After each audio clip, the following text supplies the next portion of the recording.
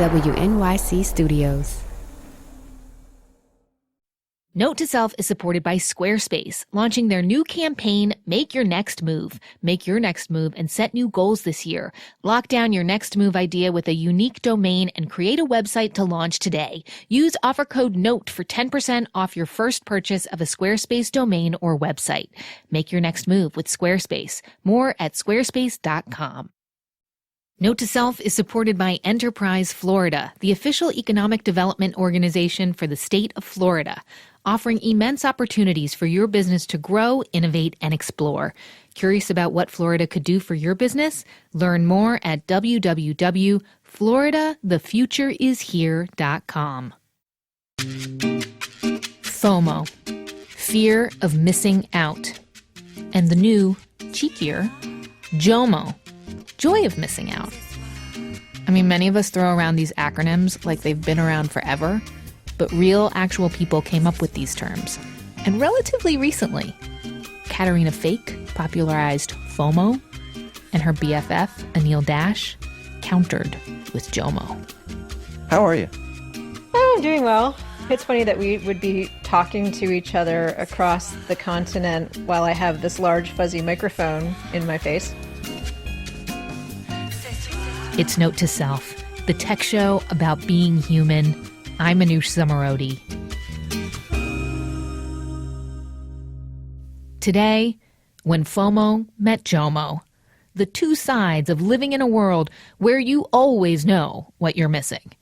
We bring it all together to hash out how we got here and where we're going, and what we can do here in the present to make living with the internet more about JOMO and less about FOMO. FOMO? Fear of missing out, Grandma. I heard my daughter's babysitter using the term. She said she was not invited to a party one night and she had dreadful FOMO. And I thought to myself, wow, that really exemplifies the social media experience. And seeing that something is going on that you're not participating in and having this low-level envy or anxiety about it. I wrote about this in 2011, and here it is, 2016, we're still discussing it. I wrote this piece called The Joy of Missing Out, and it was literally inspired by the night my son was born, because I was supposed to go to a Prince concert the night that my wife went into labor.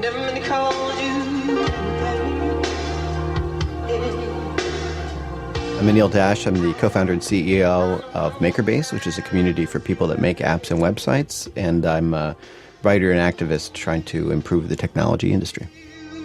This is Caterina Fake, serial entrepreneur, investor, and lover of the internet. Anil and Caterina became friends online back in the last century, when most of us weren't living so much of our lives on the internet. They were part of an early community of bloggers and technologists, the real pioneers. It was a really small scene, and everyone knew each other. Very different from how Caterina describes online culture today. You never see any of the doldrums, the dullness, the boredom, the bad days, all of the things that are not presentable, not photogenic. And all of those, this constant sort of self-presentation that I call social peacocking is just kind of a mechanism for resentment, envy, and dissatisfaction. I mean, the inherent irony here being that you are actually one of the people who created some of these technologies that let us see so much of what's going on in people's lives and let people peacock like this. Well, I think that this is something that I, in my career, have tried very strongly to circumvent. This tendency of people to productize themselves, to become a shinier, newer, more polished, and quote-unquote better version of themselves, that we don't ignore large aspects of ourselves online, that our full humanity is represented there with all of its flaws. I wrote a subsequent blog post also about the shadow as exemplified by Carl Jung. This idea that, the shadow, which if it doesn't exist, it leads to big problems. And I think that social media has a very strong tendency to ignore the shadow. And what do you mean by that? The shadow in Carl Jung are the things that we prefer not to present about ourselves or acknowledge about ourselves or are unconscious about ourselves, such as, our childishness or our, envy or resentment. And, celebrity is a great example of the creation of the shadow. We put all of our effort and attention into paying attention to people that we idolize, that we think are somehow better than ourselves, leaving ourselves out and giving all of the light to the celebrities and leaving only, frankly, the shadow for ourselves.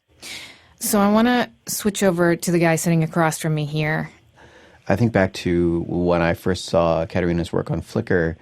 It wasn't a tool for performing yourself to the world. It was, in most cases, about something that you created and wanted to share that perhaps people could gather around and respond to and have a conversation around together.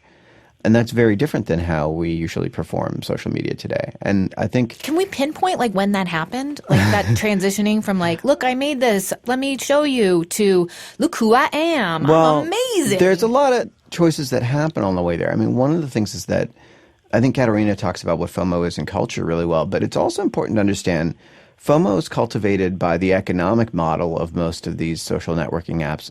The language within the tech industry is user engagement and activity and how sticky are their eyeballs. So the reason people feel stress or fear or this tension around not participating in social media is because, well, that's how the tools were built, especially services that rely on advertising or other sorts of ways of bartering your attention depend on. It's the currency. Yeah, absolutely.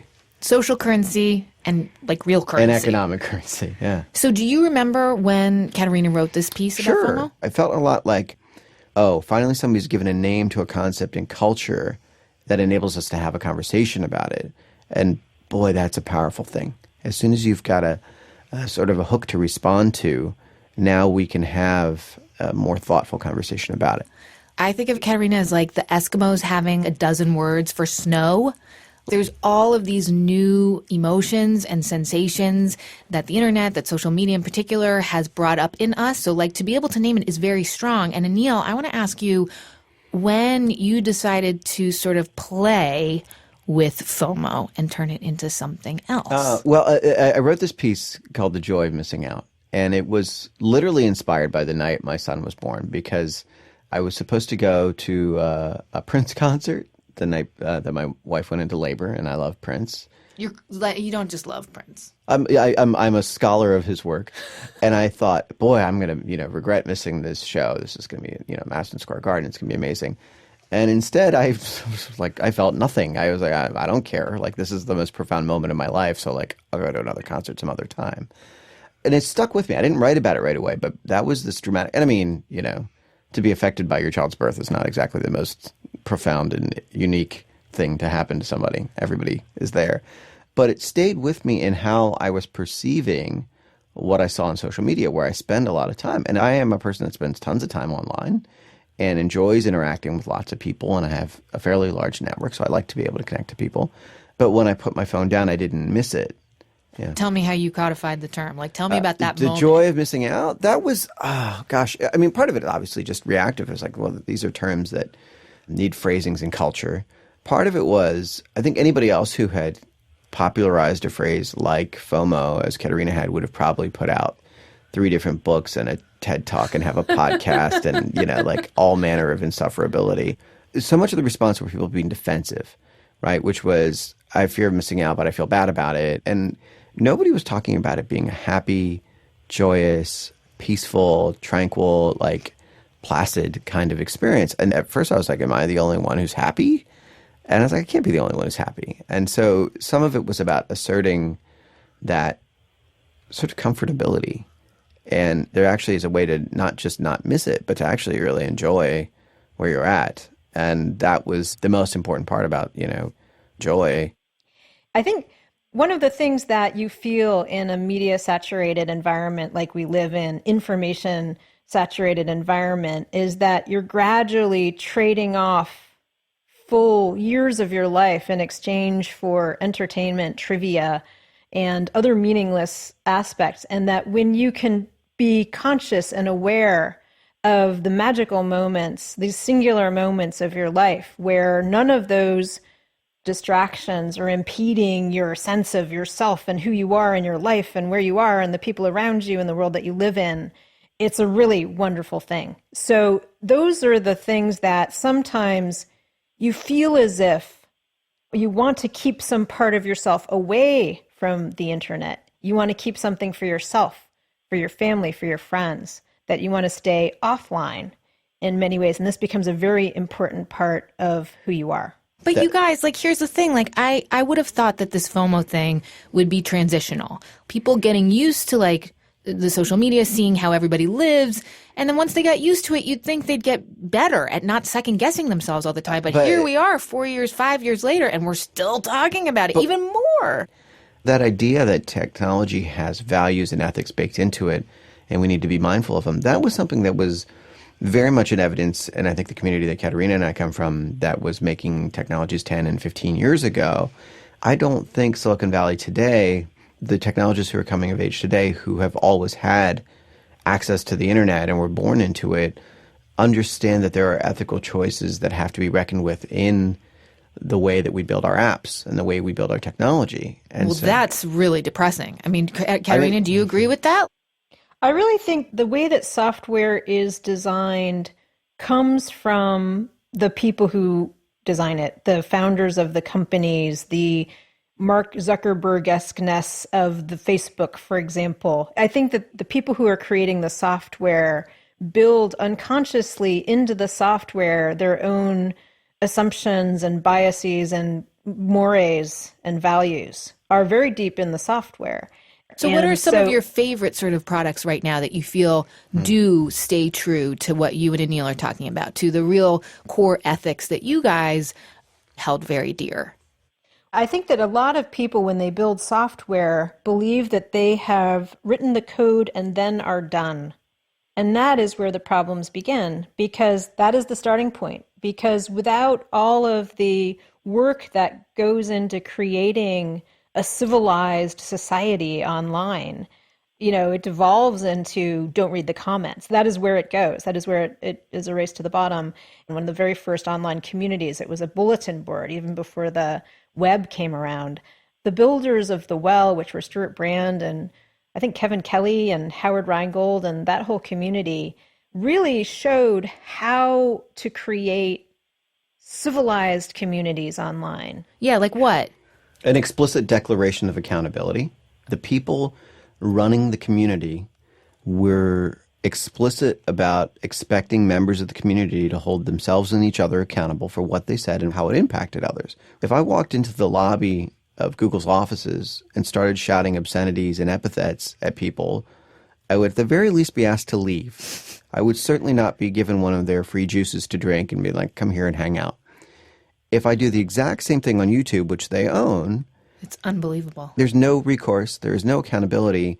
They don't object. And their argument is, well, we couldn't possibly build, the technologies, the systems, or have enough people monitoring to see what happens. And, I said, well, if only you were one of the richest companies in the history of the world and had billions of dollars of resources. Oh, wait. Hey, wait. That is you. And they're like, well, we can build rockets and self-driving cars, and we can have these, hovering internet connection platforms that are tied to hot air balloons, but we can't solve people being rude to each other in the comments on YouTube. And I'm like, this isn't a can't, this is a won't. I mean, I guess part of the problem to me is like the social contract is very clear when it happens in person, and it gets a little bit less clear. It's ambiguous. You start to wonder about free speech, all of these things online. Well, the free speech thing is this red herring where what we've done is we've let abusers define the framework of what free speech is. So in that context, of course, the tools also make us fear that we're missing things out. Of course, they reward behaviors that are about preening and peacocking and showing off, because the entire structure of how they're built is about rewarding fairly antisocial behaviors because those are easy to monetize. What else could that look like? Gosh, there are a lot of other models. There are a lot of small communities on the internet that work great. What always happens in sort of classic Silicon Valley short-term thinking is, well, that won't scale. Yeah. What are we going to do when we have 1 billion users? That's what I was just thinking. And you say, well, maybe you don't have 1 billion users, right? Like maybe that's a bug, not a feature.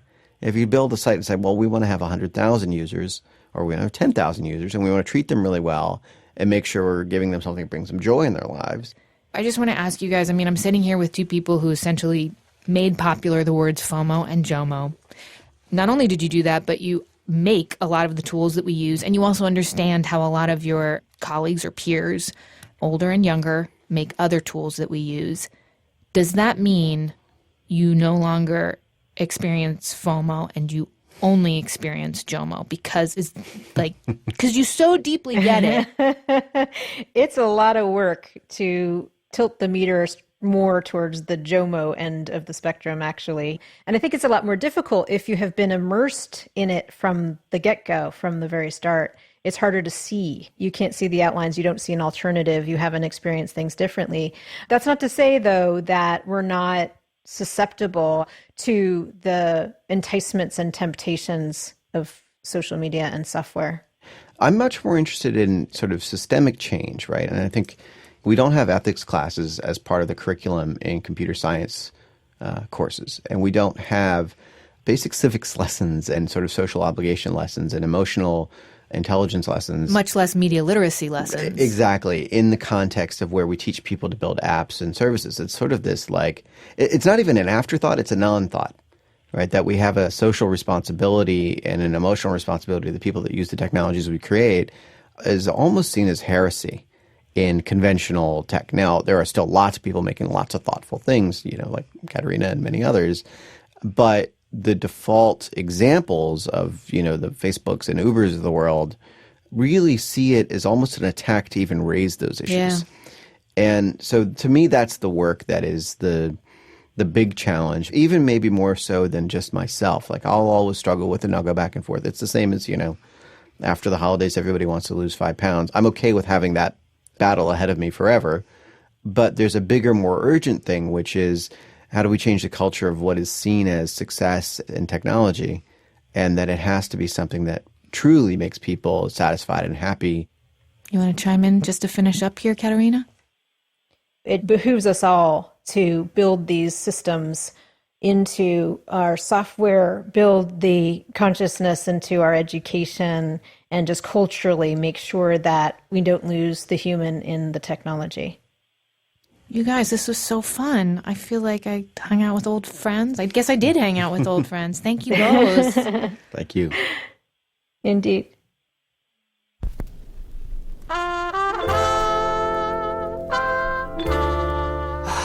Fear of missing out. FOMO came up a lot in our information overload survey that nearly 2,000 of you took. Thank you so much for taking the time and being so thoughtful with your answers, really. The survey is now closed. We are tabulating the results. You'll hear more about what we've learned on next week's show. But I can tell you this, 65% of you said that information overload affects your sleep. Over 45% of you think that information overload gives you headaches. Nearly 30% of you say it makes your eye twitch. 3 out of 4 of you who responded said that information overload causes you stress and anxiety. This is not okay, people. We need to do something about FOMO and information overload. And we will. Starting Monday, January 25th, that day we debut our new big project. Listen to the launch episode that day, Monday, and sign up. Note to Self usually comes out on Wednesdays, but next week it's a Monday, and it's really special.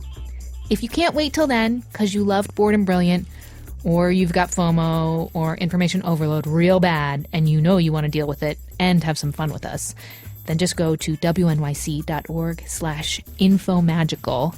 Yes, that's infomagical right now. And yes, you just heard a hint about what we're doing. Okay, I'm shutting up now. I'm zipping my lips. I'm not talking any more about it. I'm being real quiet like a little mouse. The Note to Self team is Jen Poyant, Ariana Tobin, Amy Eason, and Joe Plord. Note to Self is a production of WNYC Studios. I'm Manoush Samarodi. Till Monday.